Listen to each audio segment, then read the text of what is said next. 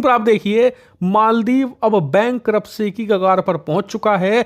एक हफ्ते के अंदर अगर इन्होंने एक खास बॉन्ड की किस्तें नहीं चुकाई, एक जो इन्होंने बड़ा लोन लिया था उसकी किस्तें नहीं चुकाई, तो ये देश ऑफिशियली यानी कि आधिकारिक तौर पर बैंकरप्ट हो जाएगा। इतना बेवकूफ़ कैसे हो सकता है कोई? इतना पहले श्रीलंका ने पंगा लिया,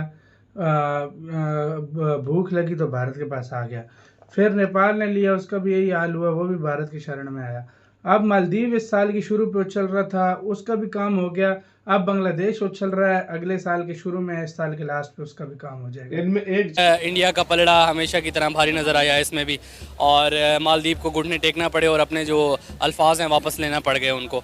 जय हिंद दोस्तों अभी के टाइम पे बहुत बड़ा न्यूज निकल के आ रहा है। मालदीव एक हफ्तों के अंदर बैंकक्रप्ट होने वाला है। जी हाँ दोस्तों, आप लोगों ने सही सुना है। अगर मालदीव एक हफ्तों के अंदर लोन नहीं चुकाई, ऑफिशियल तरीके से बैंकक्रप्ट हो जाएगी। इसी के चलते मालदीव का पीएम बहुत जल्द भारत आने वाला है और भारत से मदद मांगने वाला है। आपके मन में सवाल होगा, मालदीव का ऐसे हालत हुआ कैसे? दरअसल आप लोगों को याद ही होगा, मालदीव में इलेक्शन चल रही थी।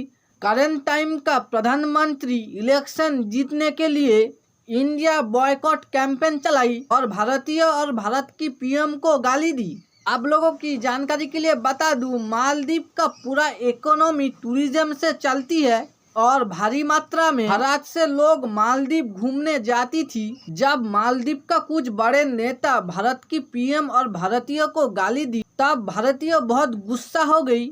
भारी मात्रा में बहुत सारे भारतीय मालदीव जाना कैंसिल कर दी और वहां का होटल बुकिंग और प्लेन बुकिंग भी कैंसिल कर दी। इसी के चलते मालदीव का पूरा इकोनॉमी गिर गई। आज के समय मालदीव बैंकक्रप्ट की कगार में है और एक हफ्तों के अंदर भारत से मालदीव मदद चाहती है। बात 100% सही है कि भारत के पड़ोसी इस धरती के सबसे नाकारा देश हैं, और मेरी ये बात फिर से भारत के पड़ोसी देश ने ही खुद से 6 महीने के अंदर साबित करके रख दी है। आप ये है इंडिया ने जो कमाल करके दिखा दिया कि मालदीव वालों को बता दिया मिन्नत तल्ले काटा है मालदीव। इस उनकी कम्युनिटी कितनी आपस के अंदर ना स्ट्रॉन्ग रहती है कि उनके अपने मुल्क के अंदर जब उनको फैसिलिटी मिल रही है वो कहीं जाते नहीं है। उनके वजीर आजम की यार कोई बात है, लाइक वो मैं इंडिया के वजीर आजम मोदी साहब की बात कर रहा हूँ। लाइक वो रिस्पेक्टेड बंदा है यार मेरे सामने।